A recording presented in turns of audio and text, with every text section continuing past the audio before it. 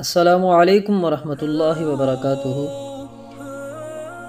کہتے ہیں کہ امریکہ کی ایک ریاست میں ایک بوڑھے شخص کو روٹی چوری کرنے کے الزام میں گرفتار کیا گیا اور پھر اسے عدالت میں پیش کیا گیا، تو اس نے بجائے اس کے کہ چوری سے انکار کرتا اس بات کا اعتراف کیا کہ اس نے چوری کی ہے، اور پھر جواز بھی پیش کیا جو صحیح تھا کہ وہ بھوکا تھا اور قریب تھا کہ وہ مر جاتا۔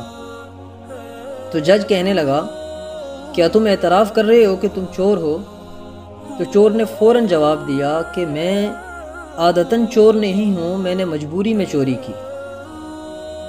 تو جج کہنے لگا، میں تمہیں $10 جرمانے کے طور پہ سناتا ہوں، اور میں جانتا ہوں کہ تمہارے پاس یہ رقم نہیں، اسی لیے تم نے روٹی چوری کی، لہٰذا میں تمہاری طرف سے یہ جرمانہ اپنی جیب سے ادا کرتا ہوں۔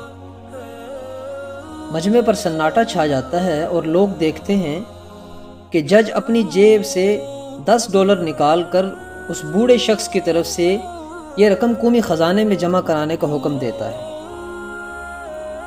پھر جج کھڑا ہوتا ہے اور حاضرین کو مخاطب کر کے کہتا ہے، میں تمام حاضرین کو $10 جرمانے کی سزا سناتا ہوں، اس لیے کہ تم ایسے ملک میں رہتے ہو جہاں ایک غریب کو پیٹ بھرنے کے لیے روٹی چوری کرنا پڑی۔ اس مجلس میں سے $480 اکٹھے ہوتے ہیں اور جج نے وہ رقم بوڑھے مجرم کو دے دی۔ کہتے ہیں کہ یہ قصہ حقیقت میں مبنی ہے اور ترقی یافتہ ممالک میں غریب لوگوں کی مملکت کی طرف سے کفالت اسی واقعے کے مرہون منت ہے۔ جبکہ سیدنا عمر فاروق رضی اللہ تعالی عنہ نے 1400 سال پہلے یہ کام کیا تھا کہ پیدا ہوتے ہی بچے کا وظیفہ جاری کرنے کا حکم دیا جائے اور بیت المال جیسا ادارہ قائم کیا جائے۔